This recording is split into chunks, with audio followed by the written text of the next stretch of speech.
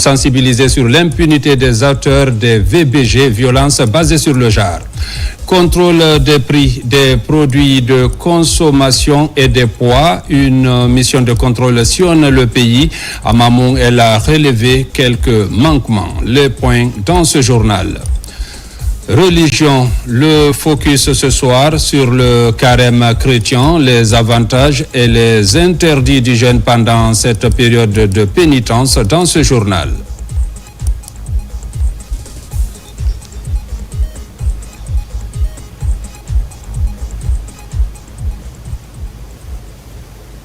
Une fois encore, bonsoir et bienvenue dans ce journal. Des soldats guinéens ont quitté Conakry pour la défense de notre intégrité territoriale le long de nos frontières. Le dernier contingent a bougé ce dimanche. Pour ce départ, le commandant en chef des forces armées était présent. Le président de la République, Mamadi Doumbouya, a à cet effet remis le drapeau national à ces contingents qui partent pour faire respecter l'inviolabilité du territoire guinéen. Le film de cet événement solennel est commenté ici par Ansouman Toumani Kamara. Après le déploiement des premiers contingents de soldats guinéens le long de nos frontières, le dernier a quitté Conakry ce dimanche 15 mars 2026. Ces soldats, tout corps confondus dans un engagement patriotique, partent pour défendre notre terre, notre peuple et nos valeurs, quels que soient les défis à relever. Ils sont prêts, comme leurs prédécesseurs, à braver l'ennemi avec courage et détermination. Ces soldats en ont la formation et les équipements appropriés.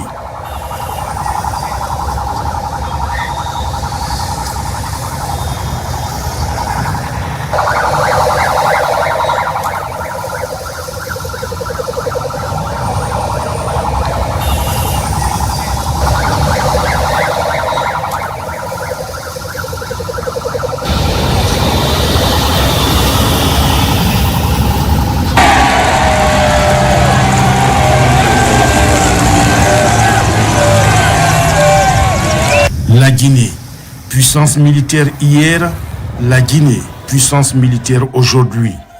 Cependant, elle n'a jamais eu la vocation d'une armée de conquête. Elle a plutôt été jalouse de la défense de son intégrité territoriale et à défendre les peuples opprimés d'Afrique. Héritier de ses dévanciers pères, le commandant en chef des forces armées guinéennes, Mamadi Doumbouya, n'a pas lésiné sur les moyens pour mettre en place des forces capables de faire face aux défis sécuritaires actuels.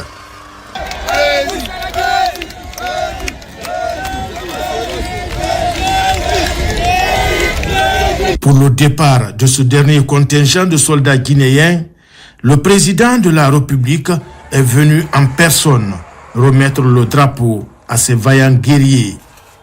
Dans un ton plein d'engagement et de détermination, le chef de l'État, Mamadi Doumbouya, remet le tricolore national en ces termes. Citation. « Vous, soldats de Guinée, vous êtes le symbole de notre unité, de notre force et de notre résilience. En ce temps où notre patrie fait face à des défis, votre engagement et votre dévouement sont plus précieux que jamais. Je vous confie le drapeau, qui est à la fois un symbole, mais aussi la responsabilité de défendre notre territoire, nos valeurs et notre avenir. Moi, Mamadi Doumbouya, je mets le peuple de Guinée en confiance qu'aucune portion de la terre laissée par nos ancêtres ne sera conquise par qui que ce soit. » Fin de citation.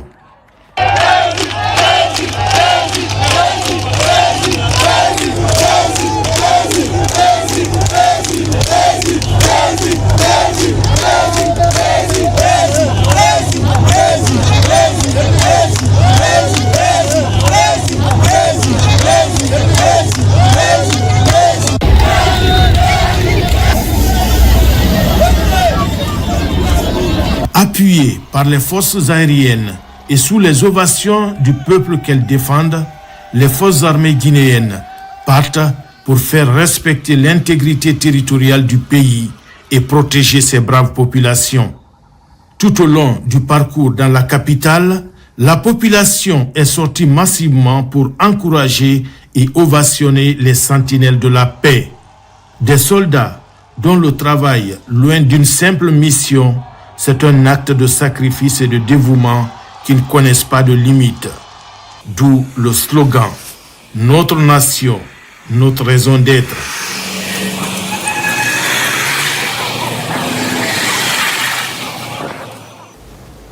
Des soldats dépêchés pour défendre l'inviolabilité du territoire guinéen. Aussi, cette réflexion scientifique au service des politiques publiques. La rencontre tenue à l'université de Sonfonia portait essentiellement sur les enjeux géopolitiques contemporains du continent africain. Universitaires, enseignants, chercheurs et étudiants ont passé en revue les défis liés à la souveraineté, à la sécurité collective et aux trajectoires de développement de l'Afrique. Une conférence présidée par le Premier ministre. Reportage Ousmane Bangoura. L'amphithéâtre Djibril Tamsir Niane de l'Université générale Lansana Conté de Sonfonia a accueilli une conférence scientifique sur les recompositions géopolitiques du continent africain. Placée sous le thème « L'Afrique au cœur des recompositions géopolitiques contemporaines ». Souveraineté, sécurité collective et trajectoire de développement. La rencontre a réuni enseignants, chercheurs, experts et étudiants. Il s'agit d'un partenariat entre l'Institut de recherche stratégique de l'École militaire de Paris, l'Académie des sciences de Guinée et l'Université générale Lansana Conté, Sonfonia, Conakry, pour réfléchir ensemble sur tout ce qui est diversification des partenariats aujourd'hui et les conséquences de l'autonomie suscitée par les changements d'équilibre sécuritaire. Et donc nous avons trouvé que le thème était à la fois stimulant et qu'il méritait l'attention des universitaires. C'est un avant-goût pour moi et pour nous de la L2 qui sont présents et pour beaucoup d'autres personnes, de connaître ces facteurs géopolitiques, et de connaître les bases, les flux qui transitent par-ci et par-là. Je crois que c'est une bonne chose. Cette conférence est une aubaine pour nous.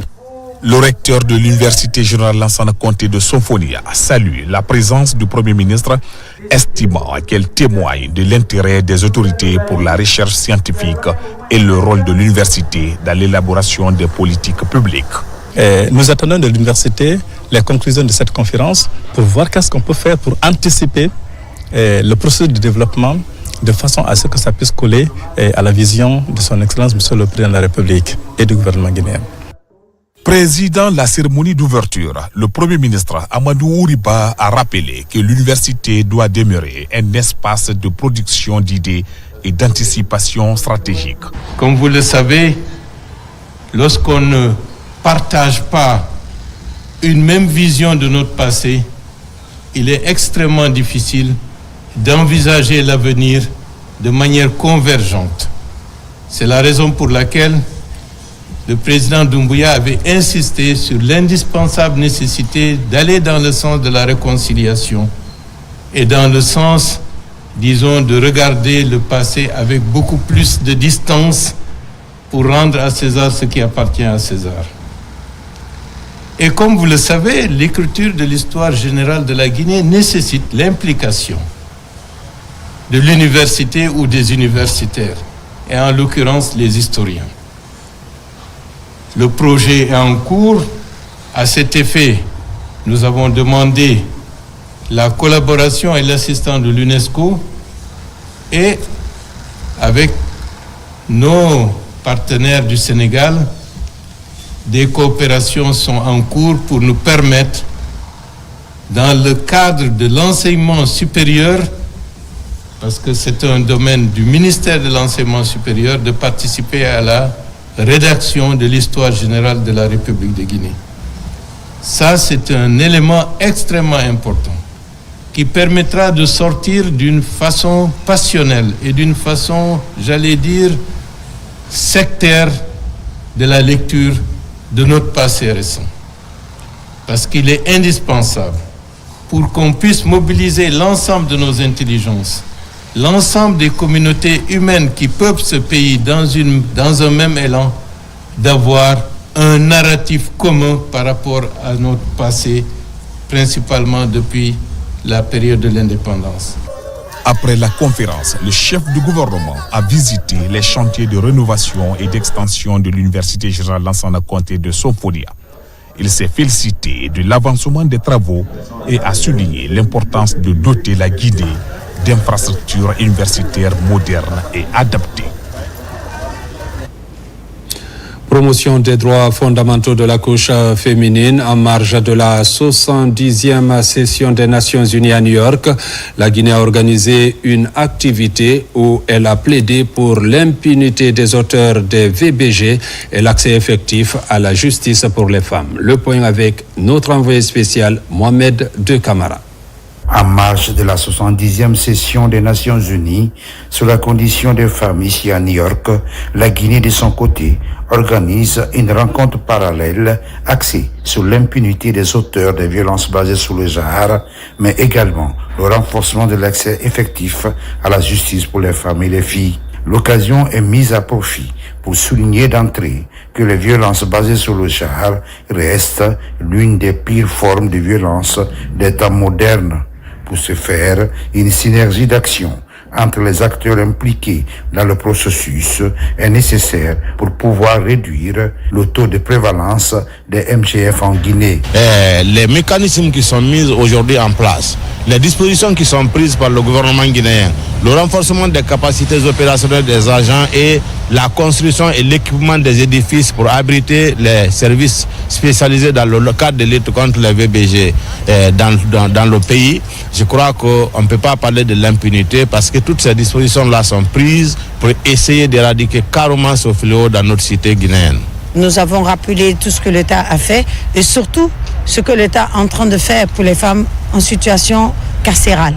Nous avons rappelé qu'il y aura un programme national pour accompagner toutes les sortantes de prison 2026, 2027, 2028 en partenariat avec le ministère des Finances et du Budget. À travers cette initiative, la Guinée entend réaffirmer son engagement à renforcer les mécanismes de prévention et de protection des victimes. La poursuite des auteurs est primordiale. Travaillons en étroite collaboration avec ce département afin de pouvoir soutenir les politiques mises en œuvre pour protéger davantage les droits acquis, mais également pour agir davantage sur la prévention et sur la communication. J'ai profité de cette occasion pour rappeler le rôle central des institutions d'enseignement supérieur et du ministère de l'enseignement supérieur sur la question de la formation des magistrats mais également du personnel de santé, dans le cadre de la prise en charge des personnes victimes de violences, mais surtout de la contribution que la recherche scientifique appliquée pourrait avoir en termes de réponse pour faire cet inventaire sur la question de violence basée sur le genre. Tout au long d'un panel de haut niveau, les contributions de la police, de la justice, des cadres de la primature, de la société civile sur des thématiques liées à l'impunité des auteurs de MGF, la promotion de l'accès à la justice en faveur des femmes en Guinée ont été mises en lumière. Des indicateurs qui montrent combien de fois le gouvernement guinéen est engagé dans ce combat. Parlant des femmes, toujours la promotion des initiatives en matière de droits à la santé sexuelle et reproductive des jeunes et adolescents, mais aussi la lutte contre les VBG se poursuit dans la région de Boké. Au compte de cette deuxième phase de la campagne d'information et de sensibilisation, 25 communes rurales et urbaines sont concernées dans la région. Le but est d'impliquer les parents et autorités locales pour éradiquer systématiquement les pratiques dans les communautés. Reportage Younoussa Tawel Kamara.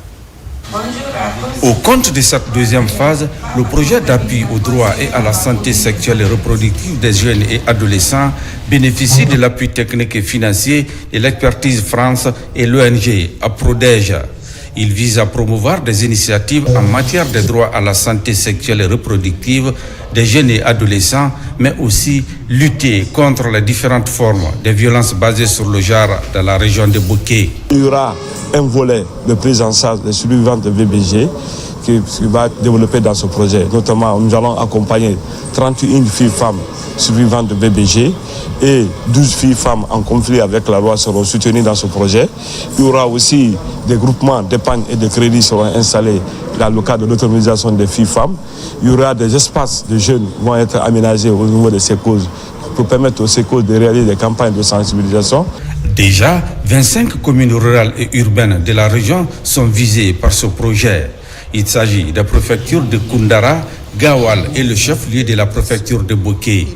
Les animateurs seront déployés dans ces différentes communes pour passer le message d'information et de sensibilisation aux jeunes et adolescents pour qu'ils soient en mesure de se protéger contre ces pratiques néfastes. Au niveau de la région de Boké, les indicateurs sanitaires sont parmi les plus bas du pays et reflètent les besoins importants d'appui, notamment dans le cadre du projet DSSR. En effet, dans la région, seulement 4% des femmes âgées de 15 à 19 ans utilisent une contraception moderne. Je vous invite donc à participer activement à la mise en œuvre des activités du présent projet afin qu'il réponde efficacement aux besoins de nos adolescents et jeunes en matière de DSSR. Pour mener à bien ce projet, les partenaires sollicitent l'implication des parents et autorités locales afin d'intensifier les informations dans les lieux publics sur les tenants et les aboutissants de ce projet d'envergure. À l'enseignement supérieur, le programme de 1000 PhD et 5000 masters est en marche. Les femmes qui ne représentaient que 2% s'intéressent de plus en plus aux études avancées. Pendant ce mois de mars, un mois dédié à la gente féminine, de nombreuses femmes ont défendu leur thèse de doctorat. Une saine émulation, vous allez le voir, de nombreuses femmes décrochent au même titre que les hommes des grades académiques. Reportage Mounir Bari. Le programme de 1000 PhD et de 5000 masters est un projet initié et piloté par le ministère de l'Enseignement supérieur et de la Recherche scientifique. Aujourd'hui, les femmes enseignantes-chercheurs s'engagent de plus en plus dans les études académiques et avancées. Après avoir accompli des travaux scientifiques dans le respect de la démarche académique et de la méthodologie de la recherche scientifique, ces femmes issues des institutions d'enseignement supérieur du pays présentent leurs travaux de recherche. La première des choses, c'est que je me sens déchargée parce que c'était un lourd fardeau qui était sur moi. Et en même temps, très très émue du fait que j'ai pu accomplir la mission que l'État m'a confiée. Nous devons faire tout dans le cadre académique pour avancer. Parce que quand on est enseignante-chercheur, si on n'a pas un grade élevé, on devient comme un secrétaire ou une secrétaire. Être femme, c'est avoir le courage. Kumba Awa Tundufeduno, Mariam Kamara et Mamad Bouakar Fofana sont d'ores et déjà des docteurs. Ils ont travaillé sur plusieurs thématiques d'actualité, comme par exemple la caractérisation des bauxite de Bofa pour la production de l'alumine par le procédé Bayer, l'étude de polluants atmosphériques sur la santé de la population de la ville de Conakry et des produits innovants dans la lutte contre la malnutrition. Demandons à tous les autres enseignants de chercheurs de faire comme elle. Vous savez, à compétence égale en face des postes de responsabilité. Donc si tu es une femme, tu as beaucoup de chances encore d'accéder à des grands postes de responsabilité. Ces docteurs détiennent désormais le grade de diplôme PhD et s'engagent à servir le pays à travers l'enseignement supérieur. Ils ambitionnent de poursuivre leur parcours académique dans les instances comme le Conseil africain et malgache pour l'enseignement supérieur. Kames. Dans l'actualité encore, la ministre de l'Industrie et du Commerce était samedi à Mamou pour la campagne de contrôle des prix plafonds des denrées de grande consommation. Fatima Kamara et sa suite ont sillonné marchés et magasins afin de s'assurer du respect de ces prix, de la qualité et des poids et mesures des produits. Partout, la mission conjointe ministère-chambre de commerce a aussi donné des conseils au sujet de certains manquements constatés par endroits. Abdul Karim Kamara. Dans la ville Carrefour, la ministre de l'Industrie et du Commerce ne faillit pas à la tradition. Ici, sa délégation transmet le message de paix du chef de l'État à la notabilité de la ville. Peu après cet entretien avec ses services déconcentrés, la chambre régionale et préfectorale et les autorités de Mamou, autour des prix des denrées alimentaires. Ensuite, la rue commerciale, centre névralgique des affaires, est prise d'assaut. Dans chaque magasin, les produits sont contrôlés par la mission conjointe ministère-chambre de commerce. Dès que je distribue la marchandise, moi-même je fais mes calculs par rapport au transport. Je les revends pour qu'ils gagnent aussi. Par exemple, si je prends vers Timbo, je revends les riz à 255 000, 260 000. Arrivé à Timbo, sûrement le client va chercher ses 5 000 ou ses 10 000 francs. Il va revendre les sacs à 280 000 maxi. Donc je pense que le prix est respecté. Nous avons compris la satisfaction, l'engagement, la volonté de tous les commerçants qui sont déjà satisfaits de l'approche et considération qu'ils bénéficient envers de l'État, envers le gouvernement. Donc on a réalisé que les prix déjà réalisés dans le marché sont au-dessous de tout ce qui était écrit sur les conventions. Dans l'ensemble, au cours de cette journée de contrôle à Mamou, le constat révèle l'adhésion des uns et des autres à l'esprit de l'accord tripartite. Partout, la mission donne aussi des conseils sur les manquements constatés au niveau notamment de l'état de conservation et le poids net de certains produits. L'instruction a été donnée aux autorités afin qu'ils puissent faire le suivi par endroit. Je voudrais rassurer la population que cette campagne va se poursuivre. Certes, elle a été fixée pour un délai de 3 mois, mais qui va s'étendre après ces 3 mois en collaboration avec d'autres ministères, à savoir le ministère de l'élevage, et vont poursuivre cette mission pour soulager la population guinéenne. L'interférence de certains grossistes dans le rôle des détaillants est vivement condamnée par la mission conjointe qui souhaite voir chacun conserver la marge par laquelle il bénéficie. Les acteurs du secteur de l'hydraulique se penchent sur la validation des études du projet d'alimentation en eau potable des capitales régionales et de la ville de Sigiri. Il est question d'examiner les rapports d'avant-projet sommaire avant le lancement des prochaines étapes du programme. L'initiative est pilotée par l'administration et contrôle des grands projets. Compte rendu, Sa'alou Yombuno, Mamadi Gassama.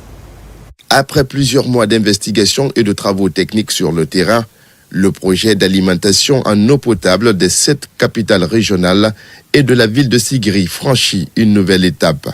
Réunis à Conakry, experts, ingénieurs et responsables du secteur examinent les rapports d'avant-projet sommaire élaborés à l'issue des différentes études techniques. À tour de rôle, les conclusions sont présentées en vue de valider les options techniques retenues pour la mise en œuvre du projet. Aujourd'hui, en présence du maître d'ouvrage délégué qui est la SEG, la Société des eaux de Guinée, et des représentants aussi de la DNH, mais y compris ceux de l'EDG qui sont une partie prenante, nous sommes là aujourd'hui en fait afin de stabiliser une solution qui puisse répondre aux attentes de nos concitoyens en matière d'adduction et d'alimentation en eau potable.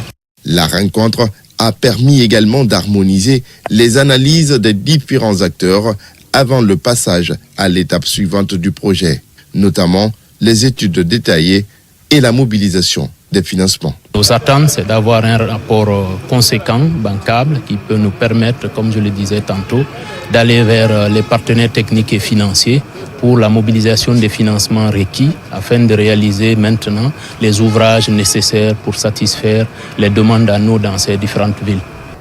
Je puis vous assurer que nous mettrons tous nos efforts pour vous rendre les rapports de la meilleure qualité, car il s'agit de 8 villes très importantes et la qualité des études doit être de mise. Une fois validés, ces rapports serviront de base pour la poursuite du processus technique et la réalisation des infrastructures nécessaires à l'amélioration de l'accès à l'eau potable dans les principales villes de l'intérieur du pays. Le ministère de l'Éducation nationale, de l'alphabétisation, de l'enseignement technique et de la formation professionnelle s'active pour la qualification des jeunes en vue de leur insertion. À Koundara, une initiative se met en place avec l'OIM pour transformer le centre d'appui à la formation post-primaire et secondaire grâce au projet Elevet financé par l'Agence coréenne de coopération internationale. Le point avec Tierno Ousmane Diallo. Préfecture frontalière, Koundara mise sur l'enseignement technique pour offrir de meilleures opportunités d'insertion aux jeunes et lutter contre la migration irrégulière avec le soutien de l'OIM. Au centre de cette stratégie, le centre d'apprentissage à la formation professionnelle post-primaire et secondaire entièrement rénové pour offrir un meilleur cadre de formation. Je voulais tout d'abord remercier le gouvernement guinéen pour son engagement constant en faveur de l'éducation, l'alphabétisation et du développement d'un enseignement technique et professionnel. Je pense que ces efforts sont essentiels pour préparer les jeunes aux défis du monde du travail et pour renforcer le développement économique du pays et notamment l'économie locale. Ces centres de formation permettront aux bénéficiaires d'acquérir des compétences pratiques et adaptées aux réalités du marché du travail, favorisant à leur autonomie économique. Voici l'image du CAFPPS de Koundara avant la rénovation, un bâtiment délabré qui, après rénovation, change de visage et donne une nouvelle allure à la formation professionnelle dans la zone. Cet ensemble constitue bien plus qu'un simple édifice. Il représente un symbole d'espoir, un investissement durable et un engagement concret en faveur de l'éducation et de la formation professionnelle dans notre préfecture Koundara. La République de Guinée, sous la haute vision de son Excellence Monsieur Mamadi Doumbouya, président de la République, a engagé une ambitieuse transformation économique et sociale à travers le programme Simandou 2040. Cette vision nationale repose sur une conviction forte.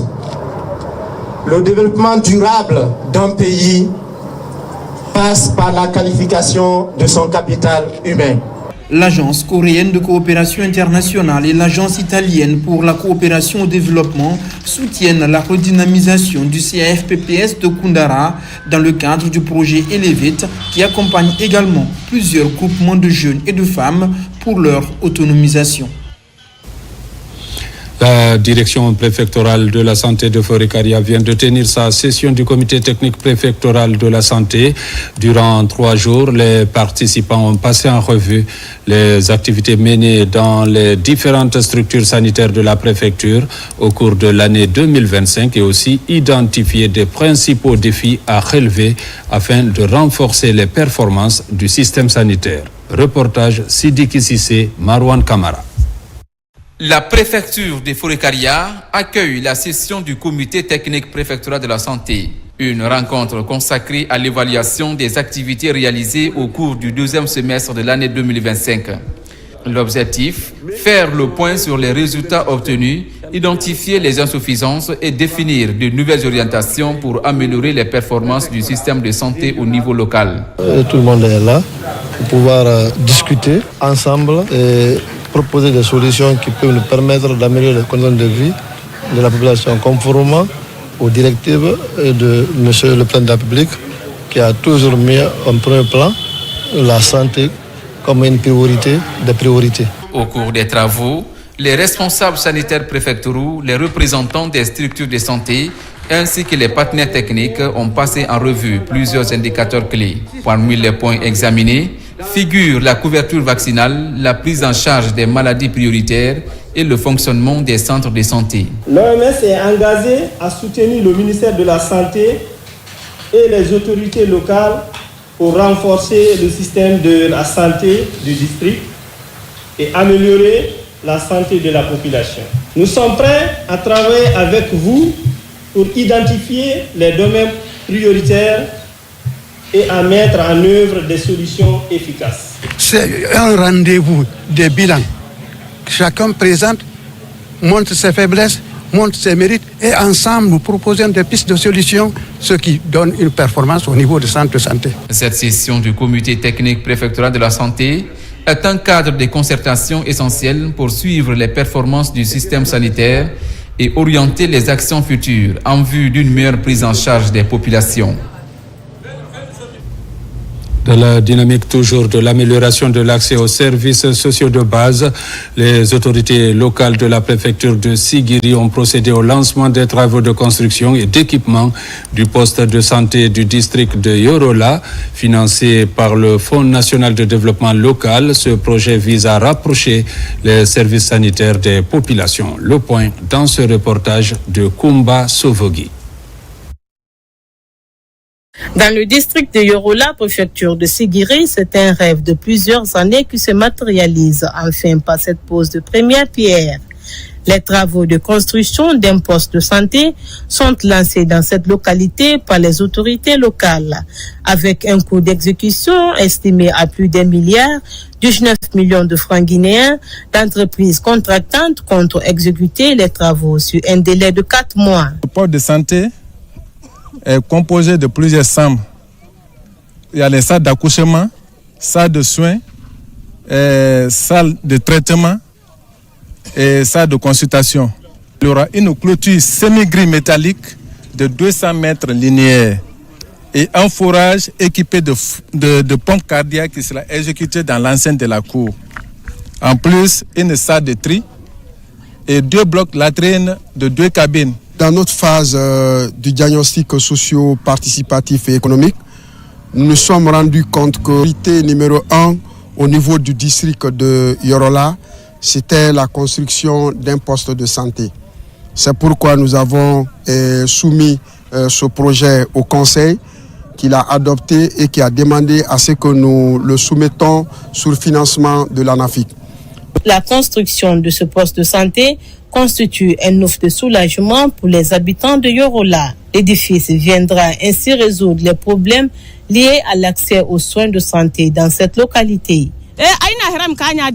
La construction de ce centre de santé est une joie pour nous. Cette chance n'est pas donnée à tout le monde. J'appelle donc les habitants de Yorola à saluer cette initiative. L'exécution de ce projet dans la localité prouve à suffisance l'engagement des autorités de rapprocher les structures de santé aux populations à la base, ce qui pourrait contribuer à l'amélioration des conditions de vie et de santé des populations.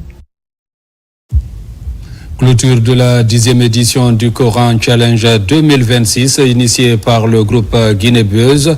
Le concours a pour objectif d'encourager davantage les jeunes musulmans à embrasser la culture de la lecture du Coran et renforcer leur foi islamique. Reportage Fatoumata Batouli Diallo, Mamadi Sangari. À travers ce concours, les initiateurs affichent leur engagement en faveur de la formation spirituelle, de l'excellence académique et de la valorisation des valeurs islamiques auprès de la jeunesse guinéenne. Au-delà de la récitation, le concours met l'accent sur une compréhension approfondie du Coran. Les candidats doivent démontrer leur maîtrise des sciences coraniques, notamment les hadiths, le tawhid, le fiqh et le tafsir. Quand vous mémorisez le Coran, vos parents en bénéficient ici et là, vous-même également. Donc il est important que ces enfants puissent prendre le courage et que les autres puissent imiter ces enfants-là. Ces jeunes sont venus de Kissidougou, d'Abola, Labé, Kouroussa, Koya, Dubreka et la zone de Conakry. Tous caressent le rêve de devenir lauréat. Comme toute autre compétition, des critères sont à respecter. Les critères pour être parmi les lauréats, c'est d'avoir d'abord la maîtrise parfaite de la lecture du Saint-Coran. Vous savez, pas seulement la voix, mais les règles, les principes. Et aussi avoir un atout sur les sciences islamiques qui est en harmonie avec le Coran et quelques cultures générales aussi. Son respect pour la ponctuation, la bonne prononciation des mots et surtout la parfaite maîtrise des textes du Coran ont permis à Mariama Diallo, élève de la terminale sciences sociales, de rafler le premier prix du Coran Challenge 2026. Merci à mes parents qui ont beaucoup contribué à ma formation. Je les remercie énormément. Après l'effort, c'est le réconfort. 20 millions de francs guinéens sont attribués aux lauréats du concours Challenge 2026. 10 millions de francs guinéens pour la première, le deuxième 5 millions, le troisième 2 500 000, le quatrième 1 500 000 et le cinquième, lui, 1 million. Des cadeaux symboliques sont aussi remis aux récipiendaires en vue de les encourager à promouvoir la lecture et l'interprétation du Saint-Coran. Et puis ramener les femmes au cœur de l'éducation des enfants pour un développement durable du pays. Les leaders religieux sont interrogés sur la question. Ces conférences islamiques sont initiées par la structure Tou Tawya et visent à sensibiliser les femmes à travers l'islam. Reportage Aboubakar Junior Kamara. Le rôle de la femme dans le développement socio-économique de la Guinée et sa participation dans la lutte contre la drogue sont les thématiques de cette conférence islamique organisée par la structure Toutaouya. L'imam El Haj Fassine Silla a dans sa conférence expliqué le rôle de la femme pour le maintien de la paix et surtout dans l'éducation des enfants conformément aux vertus de l'islam. Guinée nan lonnila belebele barima kono fali na Guinée yayi langri dinera. C'est la femme qui met au monde les chefs d'État, les grands intellectuels, les grands walious. Si elle est bien éduquée, elle peut changer la société. C'est la femme qui donne des bons conseils à son mari autour des biens publics. La langue du terroir est pédagogiquement utilisée afin de faciliter la compréhension de ces thématiques abordées au cœur de cette conférence. Les organisateurs espèrent matérialiser la vision du chef de l'État sur le maintien de la paix et du vivre ensemble. On sait que la maman, c'est l'équilibre d'une famille et raison pour laquelle, à l'occasion du mois de la femme, on a décidé de conscientiser du rôle que la femme peut jouer dans le développement socio-économique du pays et son impact dans la lutte contre la drogue. Et l'autonomisation de la femme, on est à la phase 1. On a essayé de créer des fonds de soutien au sein de Toutaouya pour, en ce qui concerne des activités génératrices de revenus. Et à la deuxième étape, une fois que ça s'est créé, on revient au niveau de, c'est-à-dire les métiers. La structure Toutaouya organise régulièrement les activités de promotion de la citoyenneté, notamment les opérations d'assainissement, de formation et de sensibilisation sur la paix et le développement. Religion toujours, le carême chrétien est d'une durée de 40 jours, à l'image des 40 jours de jeûne de Jésus-Christ dans le désert. Dans cette religion, les fidèles s'adonnent à des pratiques telles que la prière et l'aumône pour vivre un carême fructueux pendant cette période. D'autres avantages et interdits dans ce grand format signé Marie-Simone Noël Tolno.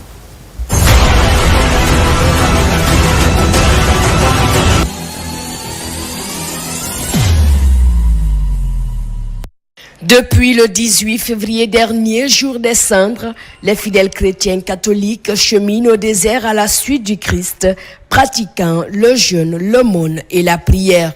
Ces trois piliers sont observés dans un acte de liberté intérieure. Ce temps favorable est appelé par l'Église le carême, une période de pénitence qui rapproche le jeûneur à son Dieu. Le christianisme est complètement différent de l'islam et du judaïsme. Parce qu'avec le christianisme, nous sommes sortis de la loi et nous sommes maintenant dans la perfection. Nous sommes dans le registre de l'amour. C'est une procédure où on quitte, selon l'image de la Bible, l'Égypte de l'esclavage pour aller vers la liberté. Le jeûne, singulièrement dans la tradition catholique, offre aux chrétiens des avantages spirituels et personnels profonds. Il n'est pas une simple privation, mais un moyen d'ouvrir son cœur pour mieux aimer Dieu et les autres. Les avantages, ils sont très nombreux, parce que si nous prenons déjà les trois piliers de carême, il y a la prière, il y a le jeûne et il y a l'aumône.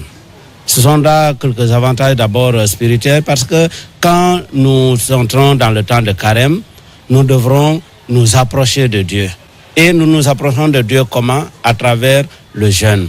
C'est-à-dire on abandonne la nourriture pour se faire de la place en nous, pour avoir le désir de Dieu en nous. Et ça nous aide tout cela à nous convertir nous-mêmes. Donc la conversion devient la clé et le centre même des avantages spirituels de Carême. Et nous avons renforcé le dynamisme dans la prière. Ça nous permet d'être tout en communion avec nos frères. Ça nous aide à être en relation parfaite avec nos frères. Ça nous aide à être encore plus proches de Dieu. Un autre avantage de ce temps de Carême est la pratique de l'aumône, pilier spirituel majeur, agissant comme un acte de charité. Il témoigne du détachement matériel et de conversion du cœur. L'aumône a plusieurs bienfaits. Cette pratique nous permet vraiment d'être proches de nos prochains. Car Dieu, comme il le dit, d'aimer son prochain comme soi-même. Donc par l'aumône, nous pouvons les assister. Par l'aumône, nous pouvons leur donner le peu que nous avons et que nous avons à partager. Le carême chrétien est une période de pénitence centrée sur l'abstinence et la sobriété.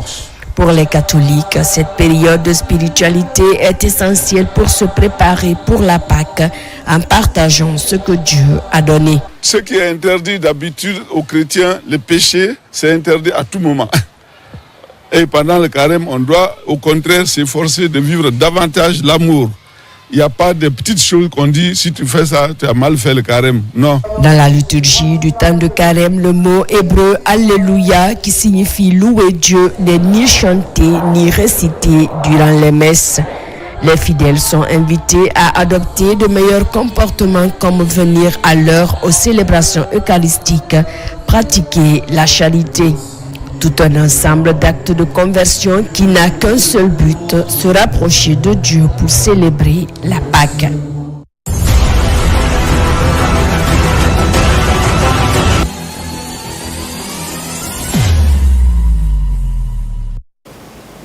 Volet humanitaire de cette édition, la Direction générale de la Société de gestion et d'exploitation de Soapiti, depuis la mise en eau de son barrage, apporte chaque année son assistance aux personnes qui vivaient dans son périmètre.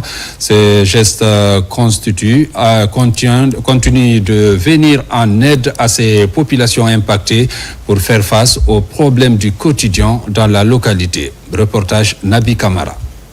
La Direction générale de la Société de gestion et d'exploitation de Soapiti continue de s'inscrire dans une démarche de solidarité et d'appui social à l'occasion des mois saints de Ramadan et de Carême. Cette semaine, elle a entamé une large campagne de distribution de vivres pour accompagner les ménages des 20 sites de réinstallation ainsi que les localités partiellement affectées par le réservoir du barrage hydroélectrique de Soapiti dans les préfectures de Kindia, Télimélé et Pita. Ce n'est pas une première, c'est une initiative qui est entreprise chaque année pour accompagner les fidèles, pour les appuyer afin de soulager le panier de la ménagère à l'occasion de ces mois de pénitence. À continuer dans l'élan de la bonne collaboration avec les autorités, dans le cadre de la mise en œuvre du PEGS, il y a beaucoup d'actions qui sont aujourd'hui en cours. Nous vous confions encore les mêmes impactés. Les dédommagements vont se terminer bientôt.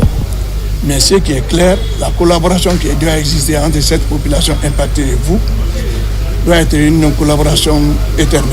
Planifiées sur une dizaine de jours, ces opérations de distribution concernent précisément les personnes impactées dans les sous-préfectures de Bangouya, Kolé, Sangaria et Senta. Chaque année, la SOSES vient nous assister dans le cadre alimentaire. Donc, si cette année aussi, nous constatons que la SOSES a pensé à la communauté impactée, de 19 sites de réinstallation, donc c'est une joie intense. Nous allons toujours demander à la société de continuer les œuvres, parce qu'il y a des périodes très dures. Pendant l'hivernage, le mois d'août, ça trouve que vraiment nos communautés sont très impactées. Il y a la crue du fleuve Soapiti. Ils n'ont qu'à penser aussi à cette communauté et continuer la même chose. Cette série d'assistance sociale de la SOGES s'inscrit dans la poursuite de ses engagements et traduit la vision stratégique du président Mamadi Doumbouya, celle d'être toujours auprès de ses populations. À Lola, c'est les fils ressortissants évoluant dans le gouvernement qui ont offert des vivres aux fidèles chrétiens et musulmans de la localité, un geste pour leur accompagner en cette période de jeûne pour les deux communautés. Mohamed Saliou Paye. Composé de riz, de sucre et d'huile, ce don vise à soutenir les communautés religieuses durant cette période de pénitence et de spiritualité. À travers cette initiative, les fils ressortissants de Lola réaffirment leur attachement aux valeurs de solidarité, de cohésion sociale et d'amour dans un contexte où chrétiens et musulmans observent simultanément une période de jeûne et de prière. C'est vos fils, vos sœurs, vos filles qui sont à Conakry, qui se sont donné la main et prendre l'initiative de donner à déjeuner aux fidèles musulmans et chrétiens qui sont en train de faire pénitence pendant ces mois. Cette cérémonie qui nous réunit aujourd'hui prouve à suffisance que les fils de Lola, que les filles de Lola ont déjà compris le message. Pour dire que seuls dans l'union, nous pouvons partir ensemble. Autorités administratives et locales ainsi que responsables religieux ont pris part à la cérémonie. Tous ont salué cette action qui renforce l'unité entre les communautés et témoigne de l'engagement des cadres de Lola en faveur de leur localité d'origine. Merci pour le don pour la communauté religieuse de la préfecture de Lola. Ce don, nous nous remercions M. Varili qui est venu nous tendre la main envoyée par l'autorité supérieure. Merci M. le ministre, merci le gouvernement, on les remercie, nous sommes très très contents. Que Dieu bénisse la Guinée. Toutes nos félicitations et remerciements aux donateurs, que Dieu les bénisse, que Dieu les grandisse. Ce geste de générosité rappelle qu'au-delà des différences religieuses, la solidarité et la fraternité demeurent les piliers du vivre ensemble dans la cité de Lola. Distribution de vivres en ce mois saint de Ramadan, une tradition pour la Fondation Tidjane Koïta pour l'aide et le développement. Cette année, c'est le riz cultivé dans nos plaines qui sont distribués. L'initiative démarre dans la préfecture de Guékédou où les premières récoltes viennent d'être conditionnées et distribuées aux couches démunies. Une manière d'encourager aussi la production locale. Reportage lancé Kamisoko. Dans sa politique d'aide humanitaire et de développement, la Fondation Tidjane Koïta mise désormais sur la production locale du riz. Dans la préfecture de Guékédou, le riz produit et transformé sur place est distribué aux couches démunies. Cette promotion du Made in Guinée vise à réduire la dépendance aux importations. Avant, c'était du riz importé. Cette année, c'est le riz du pays. Nous rendons grâce à Dieu. Nous remercions le gouvernement et nous remercions les donateurs.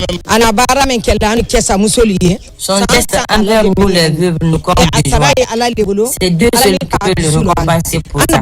Nous lui disons merci. Merci au gouvernement et merci au président de la République.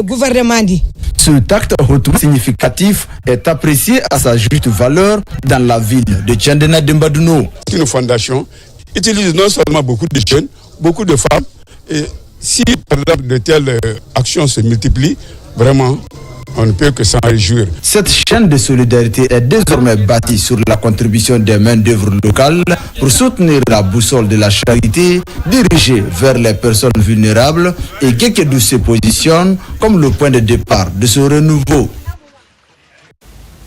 Sur les rives du Rio Pongo, en cette période de ferveur religieuse où se croisent le Ramadan et le Carême, plus de 30 tonnes de denrées distribuées dans les collectivités décentralisées, suivies des initiatives d'inclusion sociale. Là-bas, la fraternité a pris tout son sens. Marwan Kamara, Fodé Kamara. En cette période de haute spiritualité, dans un élan de générosité, les ressortissants des Bofa ont procédé à une distribution de vivres composés de plus de 25 tonnes de riz et 5 tonnes de sucre et d'huile. Des vivres répartis entre les 7 collectivités et la commune urbaine. L'objectif est d'alléger les charges des ménages. Quand cette période de Ramadan arrive et de Carême, je pense que ça a beaucoup de sens, beaucoup de signification de venir rencontrer nos parents et échanger avec eux, partager un repas avec eux et leur apporter un minimum de soutien pour les aider à traverser cette période de Ramadan et de Carême. Face à cet élan de générosité des ressortissants envers toutes les couches de la population de Bofa, en ce mois saint de Ramadan et de Carême, nous ne pouvons que les remercier. Que Dieu les protège. Bien plus qu'une simple assistance matérielle, résidents et ressortissants ont partagé un moment de communion visant à raffermir les liens sociaux sur les rives du Rio Pongo. Donc il était question pour nous de venir offrir des darbis à nos parents, ponctués par des prières des sages de la localité. Cette chaîne de solidarité s'est refermée dans la ferveur spirituelle. La cérémonie a pris fin par des bénédictions pour la quiétude sociale et le rayonnement de la Guinée. Accueil de la championne internationale de la RBS, Fatima Kourouma, est rentrée au bercail avec la prestigieuse ceinture de Thai boxing catégorie 66 kg. L'accueil de la championne avec Moussa Komara.